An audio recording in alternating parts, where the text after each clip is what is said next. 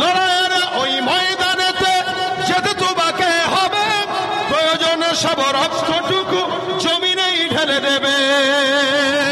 লড়াইয়ের ওই ময়দানেতে যেতে তোমাকে হবে, প্রয়োজনে সব রক্তটুকু জমিনেই ঢেলে দেবে। তবুও তোমায় লড়তেই হবে, মানিবে না পরাজয়।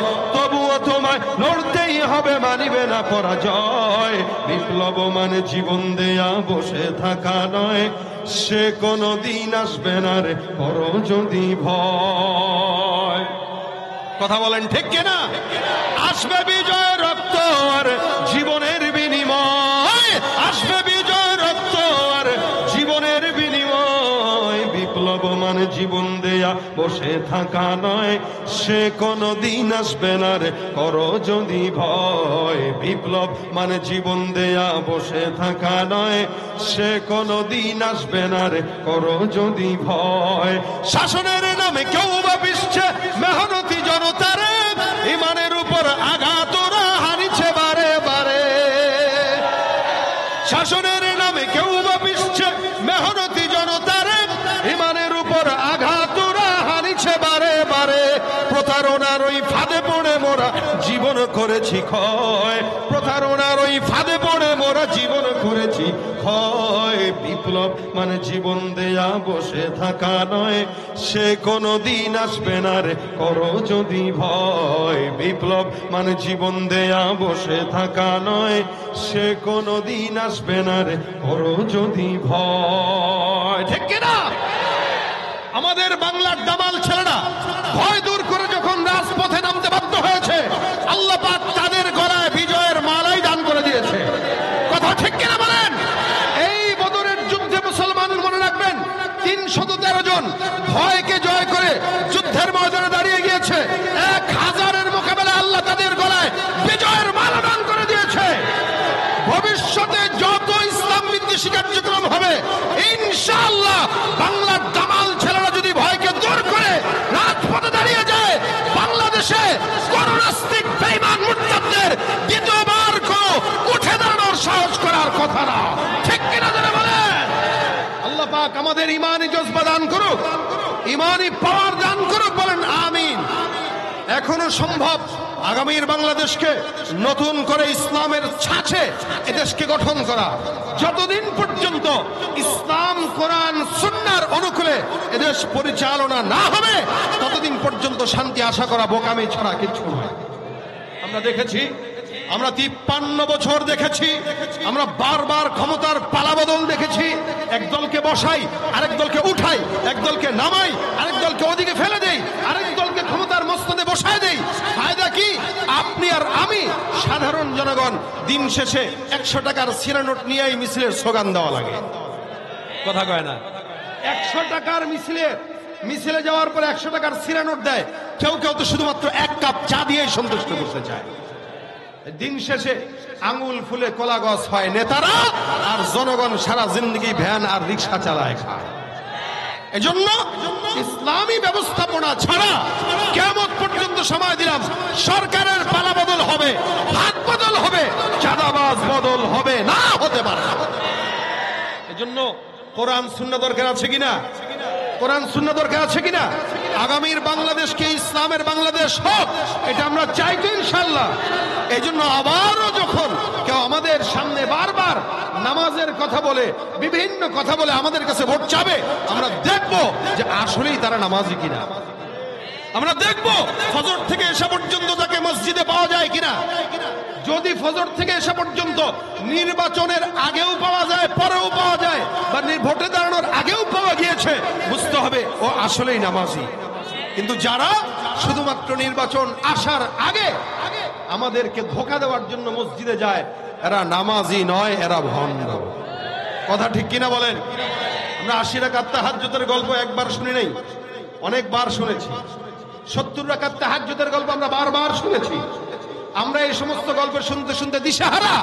এখন আর গল্প নয়, বাস্তবতা দেখতে চাই। যার কপাল মসজিদে যায় না, বাংলাদেশের হালত তো এরকম। ফজরের নামাজ এমন অবস্থা, মসজিদের দিকে তাকাইলে মনে হয় এদেশের সব নাস্তিক ভরা, আর জুমার নামাজের দিকে তাকাইলে মনে হয় এদেশে মুসলমান আর মুসলমান ভরা। কেন? ফজরের নামাজে 10 জনকে খুঁজে পাওয়া যায় না, আর জুমার নামাজে 5 তলা মসজিদ পর্যন্ত ভরপুর। তার মানে এদেশের মানুষ শুধুমাত্র এটাই শিখেছে যে জুমার নামাজ পড়া লাগবে, এর বাইরে কোনো নামাজ নেই। কি বলেন? আসলে কি জুমাই ফরজ নাকি ফজর থেকে এশা পর্যন্ত প্রত্যেকটা নামাজ ফরজ, ঠিক কিনা? এই হালত যদি হয় তাহলে যারা ক্ষমতায় বারবার যায় এরা কোশ্চিন কালেও ক্ষমতার পালাবদল আনতে পারবে না যতক্ষণ আল্লাহর কোরআন রাসূলের সুন্নাহ মোতাবেক এই দেশ পরিচালনা না হবে। আল্লাহ পাক আগামীর বাংলাদেশকে সকল প্রকার নাস্তিক মুরতাদদের দখল থেকে আমাদেরকে হেফাজত করে এই দেশকে আমাদেরকে দান করুক, বলেন আমিন। কিছুদিন আগে আমরা দেখেছি, কিছুদিন আগেও দেখেছি, নারীদের স্বাধীনতার নাম দিয়ে কমিশন তৈরি করা হয়েছে।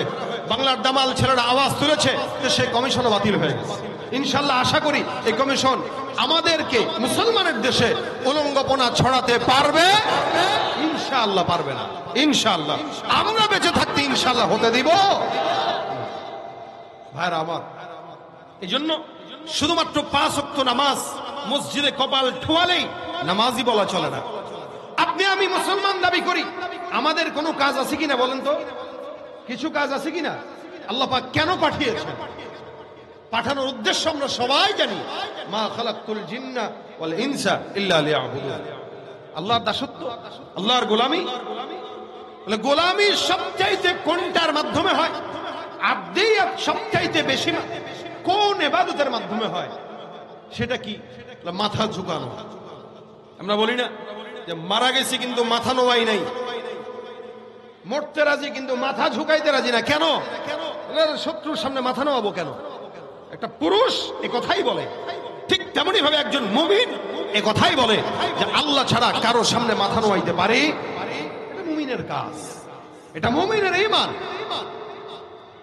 এক সাহাবী নবী করিম সাল্লাল্লাহু আলাইহি ওয়াসাল্লামের কাছে ডাক দিয়া বলেন, ইয়া রাসূলুল্লাহ, আমি আপনার সাথে জান্নাতে যেতে চাই, আমাকে কি কোনো আমল দেওয়া যায়? তো নবী বলেন, এছাড়া আর কি চাও? বলে এটাই চাই। রাসূল বলেন, বুঝে শুনে জবাব দাও, এছাড়া আর কি চাও? সাহাবী বলেন, হুজুর এটাই চাই, আপনার সাথে জান্নাতে যাব। কার সাথে যাবে? কথা কয় না। কার সাথে যেতে চায়? আপনাকে জিজ্ঞাসা করলে বলবেন আমি আমার নেতাকে নিয়ে মরতে চাই। দেখছেন না ভিডিওতে? মরার আগে পর্যন্ত বলতেছে আমি ওই দল করি, ওই দলের জিন্দাবাদ হোক। কত বড় বেহায়া, কত বড় নাফরমান, নিমখারাম হইলে দলের নেতার নাম নিয়ে নিয়ে মরাটাকে সৌভাগ্যের মনে করে।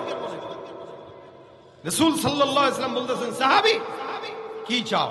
হুজুর আপনার সাথে জান্নাত চাই। রাসূল বলেন, তাহলে তুমি আমাকে সাহায্য করো, আল্লাহ পাককে সিজদা দিয়া আমাকে সাহায্য করো, তাহলে আমি তোমাকে আল্লাহর কাছে সুপারিশ করে জান্নাতে নিতে পারবো। যে ব্যক্তি আল্লাহকে যত বেশি সিজদা দেয় সে আল্লাহ পাকের তত বেশি নিকটবর্তী হয়। আর সিজদা এটা এমন একটা বিষয় যেটা শুধুমাত্র আল্লাহর সঙ্গেই সম্পৃক্ত। আমাদের দেশে মুসলমান দাবি করার পরেও আল্লাহকে বাদ দিয়া খাজার দরবারে যায় সিজদা দেনেওয়ালা লোক আছে না নাই? কম না বেশি? অনেক। আপনি শাহজালালের মাজারে যায় দেখেন, আপনাদের এই কুষ্টিয়ায় অথবা পাবনা অথবা এই সমস্ত এলাকায় আছে কিনা আমার তেমন জানা নাই। আছে? আল্লাহকে বাদ দিয়া খাজার দরবারে যায়, মাজারে যায়, বাবার দরবারে সিজদা দেয়। আমি এটা তাজিমি সিজদা দিয়েছি। তাজিমি সিজদা বলতে কোনো সিজদা নাই। সিজদা একমাত্র কার জন্য? ওয়াসজুদু লিল্লাহি ওয়া'বুদু। আল্লাহ বলেন, ওয়া আনতুম সামিদুন ফাসজুদু লিল্লাহি ওয়া'বুদু।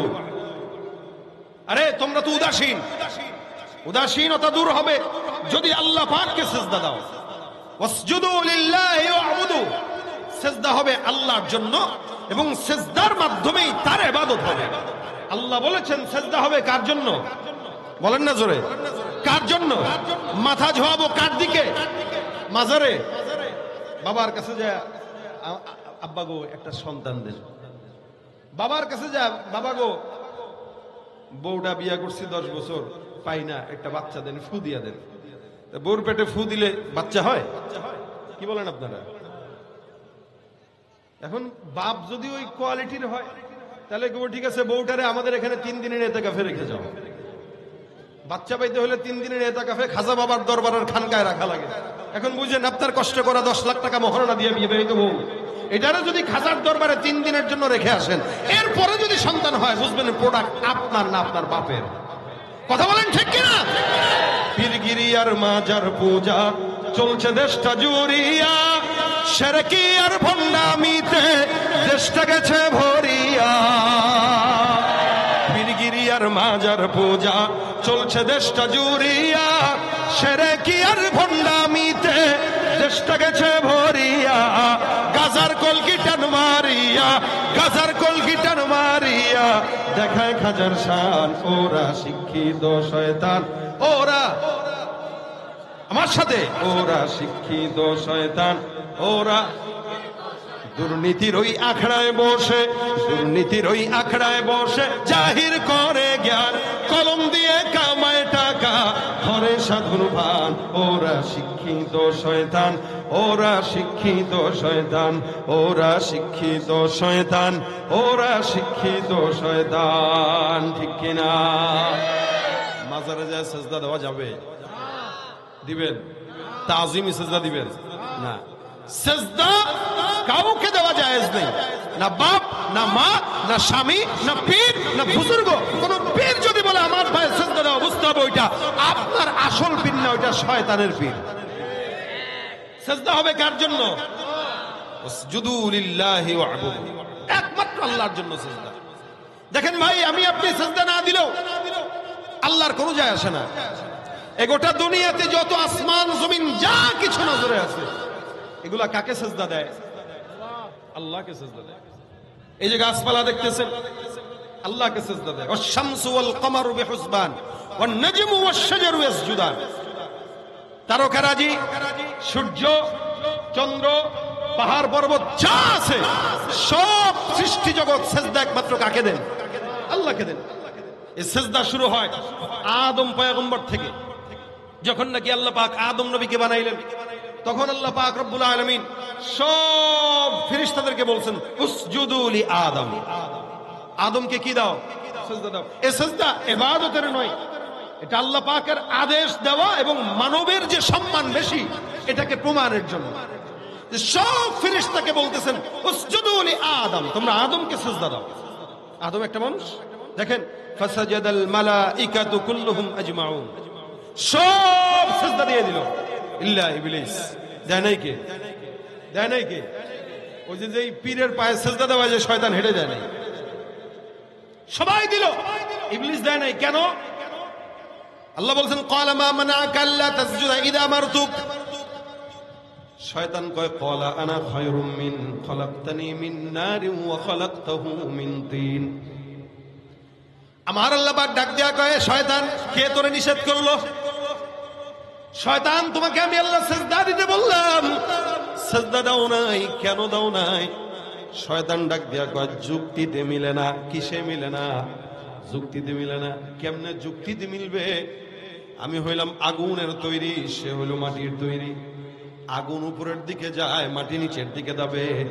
আমার মতো একজন আগুনের তৈরি সৃষ্টি মাখলুক, মাটি দ্বারা যার মাধ্যমে তৈরি হয়েছে, ওই মাটির তৈরি মানুষকে সেজদা দেওয়া আমার জন্য শোভা পায় না। আল্লাহ পাক বলেন যেহেতু শয়তান সেজদা দেয় নাই, অস্বীকার করলো, যার কারণে কিয়ামত পর্যন্ত তাকে লাঞ্ছিত অপমানিত শয়তান বানায় দিলাম। আল্লাহর আদেশ অমান্য করার কারণে কিয়ামত পর্যন্ত শয়তান। এখন শয়তানকে কিয়ামত পর্যন্ত যে শয়তান বানাইছে তার একটা রাগ আসেনি? দেখেন, যেগুলা নাফরমান, এরা বাবার সঙ্গে নাফরমানিও করে, আবার বাবা মায়ের দিলে বাবার বিরুদ্ধে চক্রান্তও করে। শয়তান এবার ডাক দেয়া, আল্লাহ আমার যেহেতু শয়তান বানায় দিছ, লাঞ্ছিত বানায় দিলা, আমাকে একটা অর্ডার দিয়া দাও, আমি যেটা বলবো ওটা তুমি শুনবা কিনা? আল্লাহ পাক বলে বল তোর কি আশা? শয়তান বলে ক্বালা ফাবিইজ্জাতিকা লাউগবিয়ান্নাহুম আজমাইন। আপনার যত বান্দা আছে কিয়ামত পর্যন্ত সব বান্দাদেরকে আমি আল্লাহ পাক রব্বুল আলামিনের কুদরতি কদম বাদ দিয়া বাবার কদমে সিজদা দেওয়ার জন্য অনুপ্রাণিত করব। এই সুযোগটা মরণ পর্যন্ত, কিয়ামত পর্যন্ত আপনি আমাকে দান করে দেন। আল্লাহ পাক বলেন সব সুযোগ আমি আল্লাহ পাক রব্বুল আলামিন তোকে দান করলাম। এই জন্য আমার আল্লাহ ডাক দিয়া বলেন সুম্মা লাআতিয়ান্নাহুম মিন বাইনি আইদিহিম ওয়া মিন খালফিহিম ওয়া আন আইমানিহিম ওয়া আন শামাইলিহিম। শয়তান এমন একটা চিজ আল্লাহ পাক রব্বুল আলামিন তাকে এমন একটা পাওয়ার দান করলেন, যার কারণে শয়তান বান্দার ডান দিক থেকে, বাম দিক থেকে, পিছন দিক থেকে, সামনের দিক থেকে, চতুর্দিক থেকে বান্দাকে আল্লাহর ইবাদত থেকে দূরে সরানোর জন্য কিয়ামত পর্যন্ত চক্রান্ত করবে। যেই বান্দা দুর্বল ইমানদার, ওই বান্দা শয়তানের জালে পড়ে আল্লাহকে নয়, খাজার দরবারে, লালনের দরবারে সিজদায় পড়ে থাকবে। আর যে শয়তানকে মানবে না, তো সে মসজিদে চলে যাবে। ভাইরা আমার, আল্লাহ পাক রব্বুল আলামিন ডাক দিয়া বলেন, আলিল্লাহি ইয়াসজুদু মা ফিস সামাওয়াতি ওয়া মা ফিল আরদ মিন দাব্বাতিন ওয়াল মালাইকাতু ওয়া হুম লা ইস্তাকবিরুন। আসমানের দিকে তাকাও, জমিনের দিকে তাকাও, পাহাড়ের দিকে তাকাও, সমুদ্রের দিকে তাকাও, গোটা আসমানের জমিনের মধ্যে যা কিছু আছে, আল্লাহ পাক রব্বুল আলামিন বলেন, ওয়ালিল্লাহি ইয়াসজুদু মা ফিস সামাওয়াতি ওয়া মা ফিল আরদ। আসমানের জমিনের মধ্যে যা কিছু দেখা যায়, এই সব কিছু আমি আল্লাহ পাক রব্বুল আলামিনকে সিজদা দেয়। সুবহানাল্লাহ, জোরে বলেন সুবহানাল্লাহ। আসমানে যা আছে, জমিনে যা আছে, জমিনে কি কি আছে? জমিনে খাল বিল আছে, নদী নালা আছে, এই জমিনের ভিতরে মানুষ বসবাস করে, পাহাড় পর্বত আছে, গাছপালা আছে, যা কিছু আছে। আসমানে কি আছে? আসমানে মেঘমালা আছে, তারকারাজি আছে, সূর্য আছে, চন্দ্র আছে। এই সব কিছু আল্লাহ পাক রব্বুল আলামিন বলেন, এরা কোনো প্রকার অহংকার ছাড়াই আমি আল্লাহর কদমে সিজদা দেয়। ওয়ালিল্লাহি ইয়াসজুদু মা ফিস সামাওয়াত, আসমানে যা আছে এরাও সিজদা দেয়। এ মুসলমান, নবীর উম্মত বুঝবেন, রাসূল করিম সাল্লাল্লাহু আলাইহি ওয়াসাল্লাম বর্ণনা করেন, আসমান কত বড়, বিশাল বড়। আসমানের মধ্যে আল্লাহর হাবিব বলেন 4 আঙ্গুল পরিমাণ জায়গা খালি নাই, যেই জায়গায় আল্লাহর ফেরেশতা নাই, আর ওই ফেরেশতারা আল্লাহ পাকের কদমে সিজদা করত অবস্থায় নাই। রাসূল সাল্লাল্লাহু আলাইহি ওয়াসাল্লাম বলেন, আসমানে 4 আঙ্গুল জায়গা খালি নাই। এখন আসেন, আসমানটা কত বড় আপনার আমার কাছে মনে হবে যতটুকু দেখি মনে হয় এতটুকুই, বলে না? না, বিদান নিহায়ার ভিতরে উল্লেখ আছে, আসমান এখান থেকে, জমিন থেকে প্রথম আসমান পর্যন্ত আল্লাহর রাসূল বলেন 500 বছরের দূরত্বের রাস্তা। সুবহানাল্লাহ, আরো জোরে বলেন সুবহানাল্লাহ। এখান থেকে প্রথম আসমান পর্যন্ত কয়শো বছর? 500 বছর যাবার পর প্রথম আসমানের যে পৌরত্ব আছে, মোটা ছাদের একটা মোটা আছে, একটা ছাদ কয় ফুট, কতটুকু ঢালাই হয়? 6 ইঞ্চি, 5.5 ইঞ্চি। বলে ওই আসমানের যে ঢালাইটা আল্লাহ দিয়েছেন, রাসূল বলেন এই ঢালাইটাও আবার 500 বছরের রাস্তা। প্রথম আসমানের পর আবার দ্বিতীয় আসমান, ওই দ্বিতীয় আসমান পর্যন্ত 500 বছরের পথ।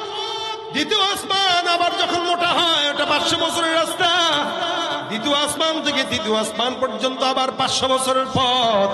তৃতীয় আসমানটাও আবার পৌরত্বের দিক থেকে 500 বছরের রাস্তা। তৃতীয় আসমান থেকে চতুর্থ আসমান পর্যন্ত আবার 500 বছরের রাস্তা। চতুর্থ আসমানের মোটাটাও আবার 500 বছরের রাস্তা। চতুর্থ থেকে পঞ্চম পর্যন্ত 500 বছরের রাস্তা। পঞ্চম আসমানটাও আবার 500 বছরের দীর্ঘায়িত মোটা। পঞ্চম থেকে ষষ্ঠ পর্যন্ত আবার 500 বছরের রাস্তা। আবার ষষ্ঠ আসমানটাও 500 বছরের রাস্তার সমতুল্য মোটা। ষষ্ঠ আসমান থেকে নিয়ে সপ্তম আসমান পর্যন্ত আরো 500 বছরের রাস্তা। সুবহানাল্লাহ। ওখানে আবার সীমান্তের বড়ই গাছের কথা হাদিস উল্লেখ আছে, তারপরে আবার একটা বকরির কথা উল্লেখ আছে, এরপর আল্লাহ পাকের আরশ, তারপরে কুরসি, তারপরে আমার মালিকের স্থান। আল্লাহ নবী সাল্লাল্লাহু আলাইহি সাল্লাম বলেন, একজন আল্লাহর ফেরেশতা আল্লাহ পাকের কুরসিটা যেটা বহন করে রাখলো, এই সমস্ত ফেরেশতার সংখ্যা 4 জন অথবা 8 জন। নবী করিম সাল্লাল্লাহু আলাইহি ওয়াসাল্লাম বলেন, আল্লাহর আরশ আর কুরসিটাকে যেই সকল ফেরেশতারা বহন করে রাখলো, একটা ফেরেশতার বর্ণনা আমি তোমাদেরকে দেই, তোমরা বুঝবা। ওই ফেরেশতার কানের লতি থেকে নিয়ে কাঁধ পর্যন্ত 500 বছরের রাস্তার দীর্ঘ লম্বা। বিশাল বড় এই জমিন আসমান, বান্দাদেরকে আল্লাহ পাক জমিনের মালিকানা দিয়েছে, কিন্তু আসমানের মালিকানা কাউরে আল্লাহ দেয় নাই। এই জন্য আসমানের তারকা কেউ বলতে পারে না ওই তারকাটা আমার, কেউ এটা বলতে পারে না ওই সূর্যটা আমার, চন্দ্রটা আমার। হে মুসলমান নবীর উম্মতের দল, আল্লাহ পাক রব্বুল আলামিন গোটা আসমানের মালিকানা আল্লাহ পাকের কাছে নিয়ে নিলেন, জমিনটাকে বান্দার কাছে দিয়ে দিলেন। আল্লাহ বলেন আসমান আর জমিনের মধ্যে যা কিছু আছে নজরে পড়ে এই সব মাখলুকাত কেবলমাত্র অহংকার ছাড়া, ভেজাল ছাড়া, রিয়া ছাড়া 24টা ঘন্টা আমি আল্লাহর কুদরতি কদমে সেজদা দিয়া থাকে। সুবহানাল্লাহ, জোরে বলেন সুবহানাল্লাহ। কার জন্য দেয়? কার জন্য দেয়? এ মুসলমান, সেজদা এমন একটা ইবাদত, নবী করিম হাদিস শরীফে ডাক দেয়া কয় আকরাবু মা ইয়াকুনুল আবদু মির রাব্বিহি ওয়া হুয়া সাজিদুন ফাআকসিরুদ দুআ। আল্লাহর হাবিব সাল্লাল্লাহু আলাইহি ওয়াসাল্লাম বলেন, সেজদা এমন একটা ইবাদত যে ইবাদতটা বান্দা যত বেশি করবে আল্লাহর সঙ্গে বান্দার সম্পর্ক তত গভীর হয়ে যাবে। সুবহানাল্লাহ। ভাইরা আমার, আমরা তো এখন সেজদা দেই, মসজিদে যাই, শুধুমাত্র নামাজ পড়লেই সেজদা হয় বলে না, নামাজের বাইরেও সেজদা আছে। কোরআন তেলাওয়াত করলেন, কোরআনের ভিতরে সেজদার আয়াত চলে আসলো। আল্লাহ রাসূল সাল্লাল্লাহু আলাইহি ওয়াসাল্লাম বলে, কেউ যদি সেজদার আয়াত তেলাওয়াত করে আর সেজদায় পড়ে যায়, শয়তান পিছন দিকে ফিরে পালায় আর ডাক দিয়া কয়, আল্লাহ এই বান্দাদেরকে তুমি মাটি দিয়া বানানোর পরেও তারা সেজদা দিয়া তোমার কাছে দামি হয়ে গেছে, আর আমি এই সেজদা না দেওয়ার কারণে কিয়ামত পর্যন্ত মানুষের মুখের গালির শিকার হয়েছি। যার কারণে দেখবেন যে যত বেশি শয়তান তারে মানুষ শয়তান বলেই গালি দেয়, ঠিক কিনা? এর শয়তান একটা মানুষ, তারা বলতেছে কি শয়তান। কেন? ওর মানুষের সুরত হইতে পারে কিন্তু ওর যা কাজ সব শয়তানকেও হার মানায়, ঠিক কিনা? জোরে কন। বর্তমান সময় আমাদের দেশের মানুষরা হালুটটা এরকম, এরা শয়তানকেও হার মানায়। শয়তানও দেখবে কয় আল্লাহ আমি কি শয়তানও আমার সে বড়। ভাইরা আমার, সেজদার মাধ্যমে আল্লাহ বান্দার সমস্ত মনের আশা পূরণ করে দেয়। হাদিস শরীফে পয়গম্বর ঘটনা বর্ণনা করে। হাদিস শরীফে ঘটনা আছে, রাসূলের একজন সাহাবী নাম আবু মুআল্লাক, আনসারী সাহাবী। খুব মনোযোগের সঙ্গে শুনবেন, এই ঘটনার থেকে আমাদের শিক্ষা আছে। আবু মুআল্লাক ব্যবসায়ী মানুষ ছিলেন, ব্যবসার জন্য বিভিন্ন জায়গায় দৌড়াদৌড়ি করতেন, সফর করতেন। উনি একদিন একাকী ব্যবসার জন্য বের হইলেন। না করা হতো অমুক এলাকায় অমুক তারিখে একটা কাফেলা যাবে সিরিয়ার উদ্দেশ্যে, কেউ যদি আসো নাম লেখাও, তো নাম লেখানো হতো 100-150 জন, বাস একসঙ্গে রওনা হইতো। তা আবু মুআল্লাকের এই সফরটা সম্পূর্ণ একাকী ছিল, একাকী। উনি রওনা হয়ে গেছেন, উনার সঙ্গে কেউ নাই, 2-1 সফর সঙ্গী। উটের উপরে বিশাল বড় মাল, বিশাল বড় মরুভূমির মাঝখানে যায়। যখন নাকি মরুভূমির মাঝখানে দুপুরবেলা তাঁবু টাঙাইল বিশ্রামের জন্য, নিজে কিছু নামাজ কালাম পড়ে পানি টানি খাবার দাবার খেয়ে একটু বিশ্রাম নিল। বিশ্রাম নিতে নিতে হঠাৎ করে তাকায় দেখে চতুর্দিক থেকে ওনাকে ডাকাত সর্দার ঘেরাও করে ফেলছেন। বুঝেন যাচ্ছে কোথায়? ব্যবসায়িক সফরে। প্রতিমধ্যে মরুভূমির মাঝখানে তাঁবু গাড়লেন, আর এই তাঁবুটার চতুর্দিক থেকে ডাকাত সর্দার ঘেরাও করছে। ডাকাত যদি রাত্রেবেলা চলাচলের সময় আল্লাহ না করুক ধরে, তাহলে সুন্নত তরিকা আছে। মনে করেন একটা চাকু নিয়ে আপনারা ধরছে, এই দে আপনি, এই বেটা ছিল সামনে, বেটা আমি অমুক দলের। দল বললাম কারণ এখন আর লীগ নাই, সব দল হয়ে গেছে, এই কারণে দলটা বললাম। সুতরাং ওইটা করলে আরো মায়ের বেশি খাইবেন।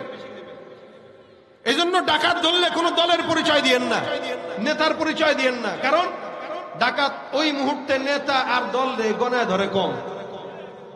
কথা বলবেন তো পেটে ছুরি ঢুকা লাজম হয়ে যাবে। ডাকাত ধরলে সুন্নত তরিকা হইল আবু মুআল্লাকের হাদিস থেকে শুনেন। ডাকাত ধরবে, ভাই সারেন্ডার হয়ে গেলাম, ভাই যা আছে নিয়ে আছে, দয়া করে আমার আঘাত দিস না। তখন ডাকাত চিন্তা করবে না এই লোক নিরাপদ, ভাই নে দে এবার ভাগ। এরকম করে আবু মুআল্লাক কেউ ধরছেন।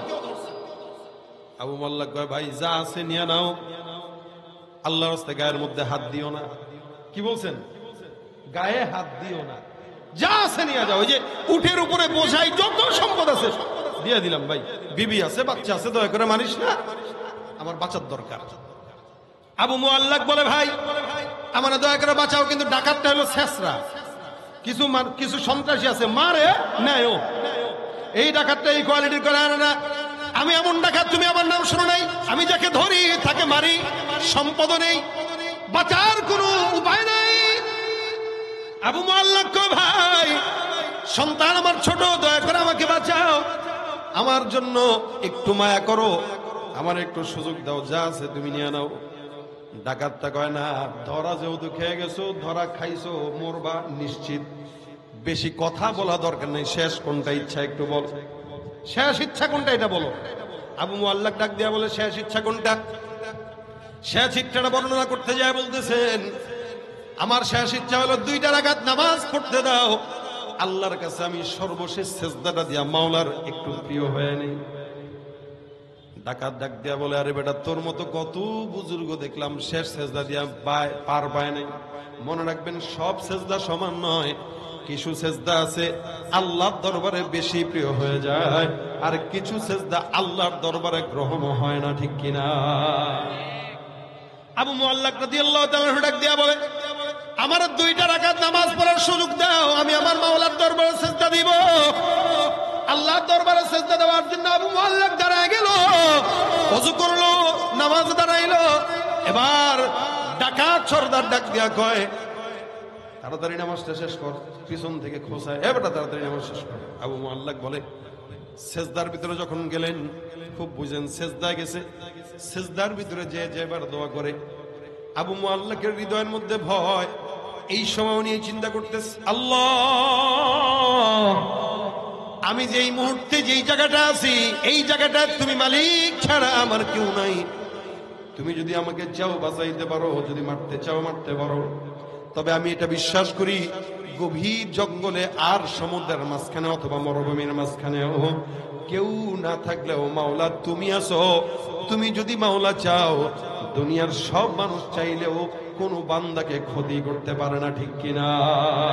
তুমি পারো করতে মোচন অভাব দুঃখী লোকের, তুমি পরম মুক্তিদাতা মালিকে জগতের, তুমি পারো করতে মোচন অভাব দুঃখী লোকের, তুমি পরম মুক্তিদাতা মালিকে জগতের। তোমার কাছে চাই যে পানা, তোমার কাছে চাই যে পানা, আমরা প্রতিদিন তোমার দয়ায় পূর্ণ আমার সারা নিশিদিন। আল্লাহ তুমি দয়ার সাগর, আল্লাহ তুমি দয়ার সাগর, রহমানুর রহিম, তোমার দয়ায় পূর্ণ আমার সারা নিশিদিন। দয়া করেন কে? চাওয়া তো লাগে নাকি ভাই?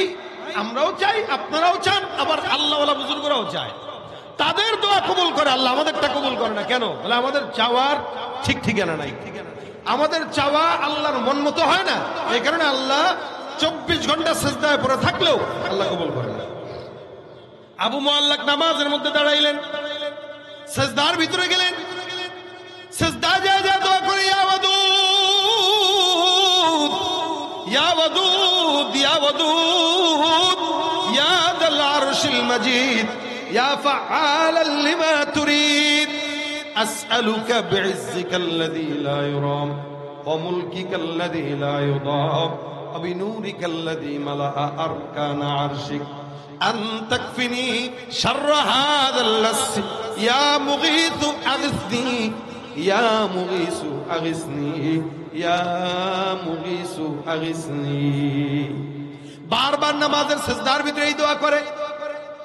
আবু মুআল্লাক বর্ণনা করেন, আমি যখন সিজদার ভিতরে যাই এই দোয়া করতেছি, আল্লাহর কসম আমি সিজদার হালতে আমি নজর দিলাম, টের পাইলাম কোন এক জায়গা থেকে দূর থেকে একটা কেউ যেন ঘোড়ায় সওয়ার হয়ে সামনের দিকে আগায় আসতেছে।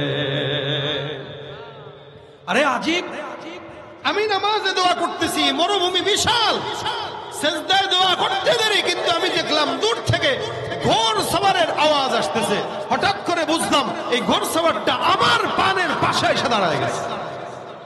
আমি তো এরকম কাউরে দেখলাম না, ডাকলাম না। নামাজের ভিতরে সিজদার ভিতরে দোয়া করলাম, ইয়া ওয়াদুদ, ইয়া যাল আরশিল মাজিদ, ইয়া মুগীসু আগিসনি। আমি টের পাইলাম নামাজের মধ্যে কেউ যেন আমার পাশে এসে দাঁড়ায় গেল। চিন্তা করলাম কে হতে পারে, কোনো মনে হয় ডাকাত, আবার জোর হয়েছে। হঠাৎ করে কে আমাকে ডাকলো, এ যুবক মাথাটা উঠাও, নামাজ শেষ করো। আমি নামাজটা শেষ করলাম। নামাজের পর আল্লাহর কসম আমি তাকায় দেখলাম আমার সামনে ওই ডাকাত সর্দারের মাথাটা অর্ধেক আলাদা হয়ে জমিনের সামনে পড়ে আছে। আজীব অবস্থা, ডাকাতের মাথা কর্তন করা, জমিনে পড়া, সামনে সফেদ পোশাকে একজন আল্লাহর বান্দা দাঁড়ানো। আমারে কয় ভাই টেনশন গেছেনি? আমি জিজ্ঞাসা করলাম ভাই তুমি কে? লোকটা আমার ডাক দিয়া বলে তুমি আমাকে চিনবা না, আমি হলাম চতুর্থ আসমান থেকে নাজিলকৃত একজন ফেরেশতা, আমি জমিনের কোন বান্দা নয়, আমি চতুর্থ আসমানে সিজদারত অবস্থায় ছিলাম। হঠাৎ করে ঝনঝনানির আওয়াজ আমার কানে আসলো। কেউ মনে হয় জমিন থেকে বারবার পরে ইয়া মুগীসু আগিসনি, এটা আমার কানে দূর থেকে হাওয়া যেরকম ভেসে আসে এইভাবে আমার কানের মধ্যে ভেসে আসতেছে। হঠাৎ করে আমি চতুর্থ আসমান থেকে তৃতীয় আসমানে নামলাম। তৃতীয় আসমানে আওয়াজটা আর একটু স্পষ্ট হইল। দ্বিতীয়টায় নামলাম, প্রথমটায় নামলাম। হঠাৎ করে আমার মাওলা আমাকে ডাক দিয়া বলতেছে, ফেরেশতার দলেরা, জমিনে আমার একজন বান্দা বিপদের সম্মুখীন, তোমরা কে আছো? ওই বান্দাকে আমি আল্লাহর তরফ থেকে যে সাহায্য করে আসো। আমি আমার মাওলার ডাক দিয়া বললাম, মালিক ওই বান্দাটার জন্য আপনি আমাকে নির্ধারিত করেন, আমি ওই বান্দার জন্য সাহায্যকারী হিসেবে যেতে চাই। আল্লাহর আদেশে তোমার কাছে এসে এই ডাকাতকে আমি হত্যা করে আমার মাওলার আদেশ পালন করতে চলে আসলাম। সিজদার ভিতরে তুমি যে দোয়াটা করেছো এই দোয়াটা আল্লাহ পাক রব্বুল আলামিন পর্যন্ত পৌঁছে আমার আল্লাহ তোমার দোয়া কবুল করলেন। আল্লাহ কবুল করার কারণে তোমার জন্য আসমান থেকে সহায়তা পাঠায় দিলেন। মুসলমান ভাইরা আমার, প্রশ্ন করি জবাব দেন তো, যে আল্লাহ পাক ১৫০০ বছর আগে আবু আল্লাহকে সাহায্য করলো, ওই আল্লাহ এখনো আছে না নাই? যেই জমিনের ভিতরে এই ঘটনা ঘটেছে ওই জমিনও এখনো আছে না নাই? সাহাবা একরাম ছিল মানুষ, আপনি আমিও মানুষ। তারও নামাজ ছিল, আমাদেরও নামাজ আছে, এখনো নামাজ আছে, তখনও নামাজ ছিল, কিন্তু পার্থক্য আছে না নাই? লোকও আসিল, আল্লাহ ছিল, এখনো লোকও আছে, আল্লাহ আছে, তখনও জমিন ছিল, এখনো জমিনও আছে, কিন্তু সেই ঈমান আর ইখলাস আর তাকওয়া নাই। যার কারণে আমাদের সমাজে নামাজি বান্দা থাকতেও ঘুষখোর আর সুদখোরের কমতি হয় না, ঠিক কিনা? নামাজ পড়া মসজিদ থেকে বের হয়ে সিগারেট ধরায় দেয়, নামাজ পড়ে জনগণের টাকা চুরি করে খায়, নামাজ পড়ে ব্যবসার ভিতরে ২ নম্বরই করে, নামাজ পড়ে জনগণকে ধোঁকা দেয়, নামাজ পড়ে দিনের ভোট রাতে নিয়ে পাশ হয়ে যায়। যতদিন পর্যন্ত সমাজের বান্দাদের ইখলাস ঠিক না হবে, আল্লাহর কসম, ততদিন পর্যন্ত আল্লাহর গায়বী মদদ আসমান থেকে আসবে না, ঠিক কিনা? নামাজ তখনও ছিল, এখনো আছে, ভবিষ্যতেও থাকবে। নামাজই করতেছে, কিন্তু তাকায় দেখবেন চেহারার দিকে, অধিকাংশ নামাজের চেহারার সাথে কোন নূরের সম্পর্ক নাই। সেজদা দিতেছে যেন রিয়া মোতাবেক দিচ্ছে, বাস মানুষকে দেখানো লাগবে তাই দিচ্ছে, তাই সারা সেজদা দিচ্ছে। মসজিদে যাচ্ছে ঠিকই, আসতেছে ঠিকই, কিন্তু ঘুষ, সুদ, জেনা, ব্যভিচার, সন্ত্রাসী কার্যক্রম এমন কোন অন্যায় নাই যেটা সে করে না। আর এই হালতে কেউ যদি নামাজ আদায় করে, কিয়ামত পর্যন্ত নামাজ আদায় করবে, জিন্দেগিতেও ওই নামাজি বান্দা আল্লাহর প্রিয় হতে পারবে না, আর ওই সেজদার মাধ্যমে জান্নাত পাওয়া সম্ভব। কথা ঠিক কিনা জোরে কর ভাইরা আমার? এই কারণে যতদিন পর্যন্ত ঠিক মতো আল্লাহর গোলামি না করবেন, আল্লাহ আপনার কথা শুনবে না। আল্লাহ পাক ডাক দেয়া, কানে ইনদা যান্নি আবদি বি, আমার বান্দা আমার প্রতি যতটুকু ধারণা রাখবে আমি আল্লাহ তার জন্য ততটুকুই ব্যবস্থা রাখবো। সাহাবী যতটুকু ধারণা রাখছে আল্লাহ ততটুকু রাখছে। আমরা এখন বিপদে পড়লে আগে মেম্বারের কাছে যাই, চেয়ারম্যানের কাছে যাই, এমপির কাছে যাই, ইউনোর কাছে যাই, উপজেলা চেয়ারম্যানের কাছে যাই, প্রশাসনের কাছে যাই। এত 14 জায়গায় ঘোরা লাগতো না শুরুতেই যদি আল্লাহর কাছে যাই। কি বলেন? শুরুতে নামাজে দাঁড়ায় আল্লাহর কাছে চাইতেন, আল্লাহ বলতো যে আমার কাছে যেহেতু আগে চাইছে 14 জায়গায় যাওয়ার রাস্তাটা বন্ধ করে আগেই তার কাজটা করে দেয়। এখন 14 জায়গায় যায় যখন কাজ হয় না তখন আহারে আল্লাহ তুই ছাড়া তো আর কেউ নাই। 14 জায়গায় পরকিয়া কইরা এরপরে মালিকের প্রেম, এটা আল্লাহ গ্রহণ করবে না। ঠিক পরকিয়া বিবিকে যেরকম স্বামী গ্রহণ করতে চায় না, পরকিয়া বান্দাকেও তার মাওলা গ্রহণ করতে চায়। পরকিয়া বান্দা মানে নেতার প্রতি প্রেম আছে, আল্লাহর প্রতি প্রেম নাই। আল্লাহকে আমি বানাইলাম, আমি খাওয়াইলাম, আমি পড়াইলাম, সব আমি দিলাম, আর মহব্বত করে নেতারে।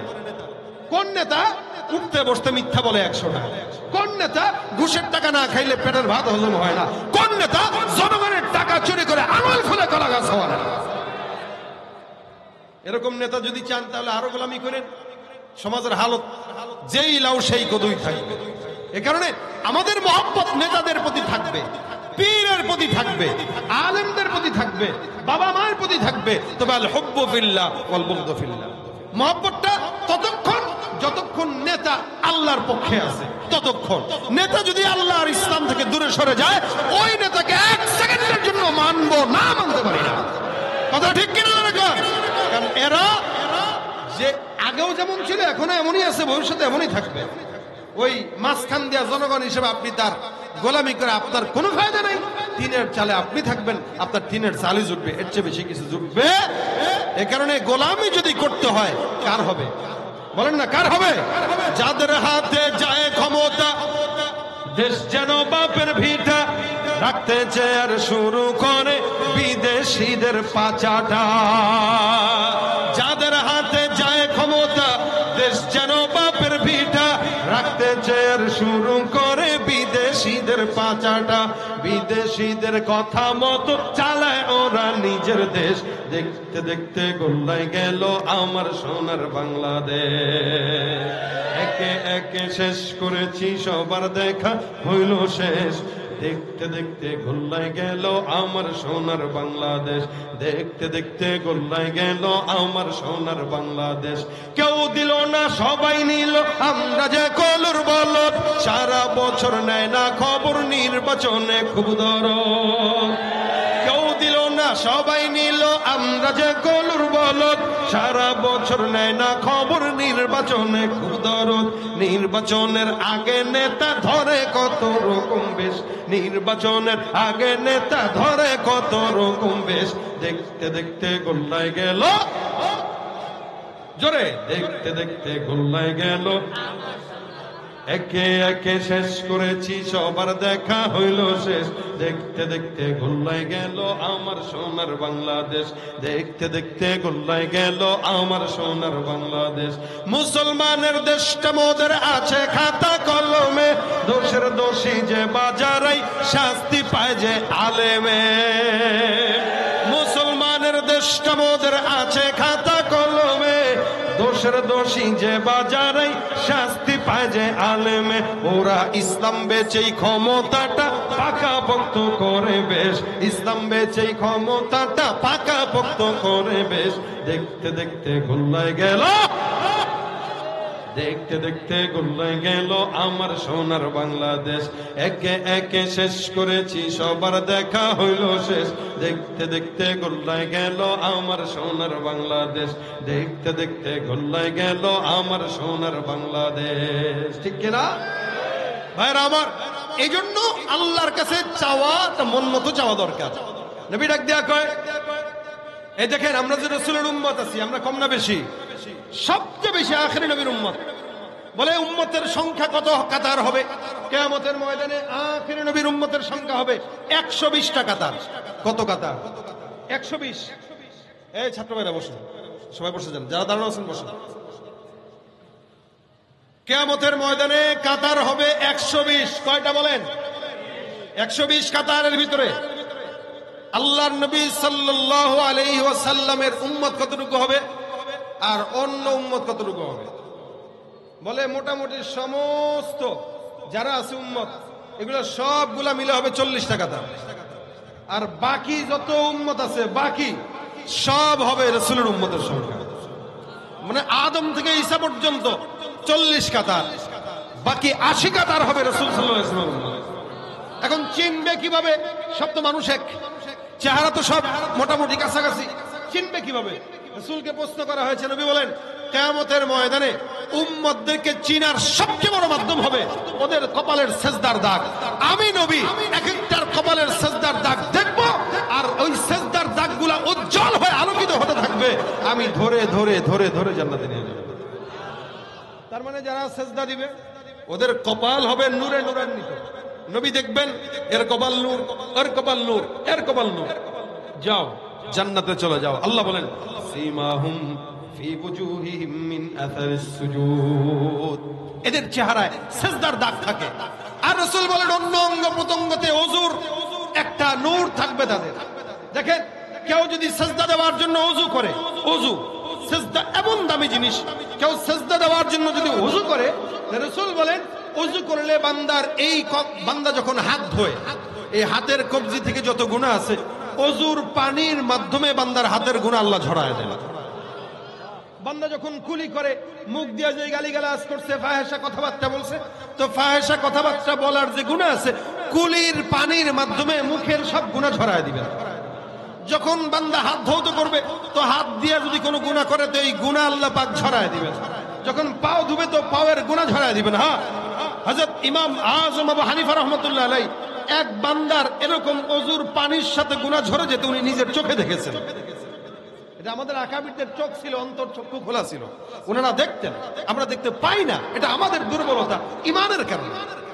এইজন্য ভাইরা আমার, ওযুর মাধ্যমে আল্লাহ পাক বান্দার ওযুর সব অঙ্গ প্রত্যঙ্গের মাধ্যমে বান্দার গুনাহ দূর করে দিবেন। এরপরে যখন সিজদায় যাবে, রাসূল বলেন আকরাবু মা ইয়াকুনুল আবদু মির রাব্বিহি ওয়া হুয়া সাজিদ।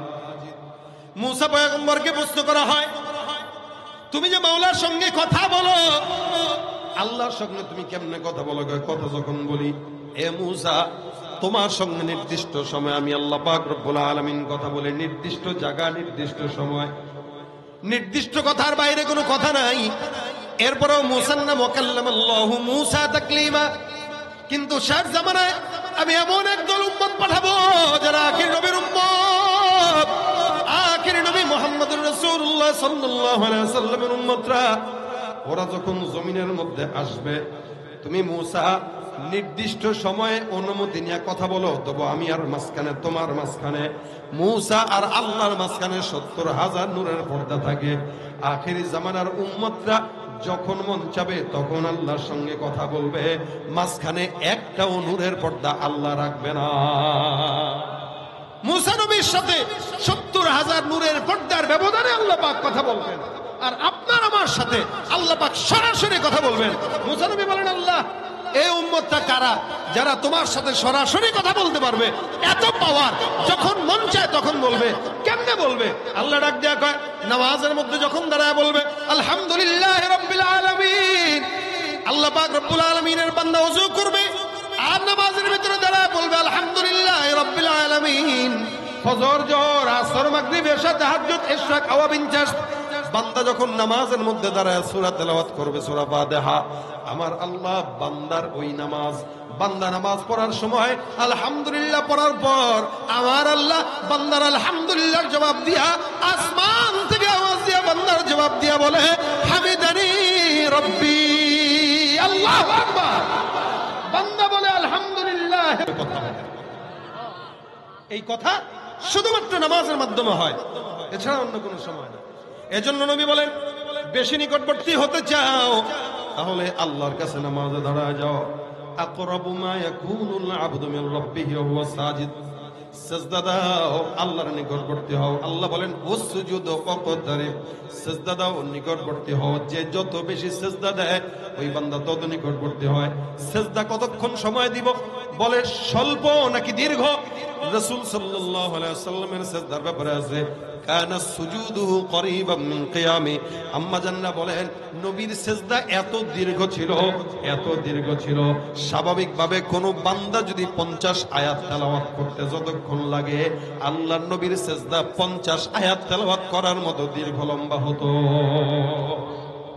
সুবহানাল্লাহ। দেখেন রাসূলের সিজদা ছিল ৫০ ওয়াক্ত তেলাওয়াত, ৫০ আয়াত তেলাওয়াত করলে যতটুকু সময় লাগে, নবীর স্বাভাবিক সিজদা কখনো কখনো এরকম ৫০ আয়াত সমান তেলাওয়াত সিজদা হইত।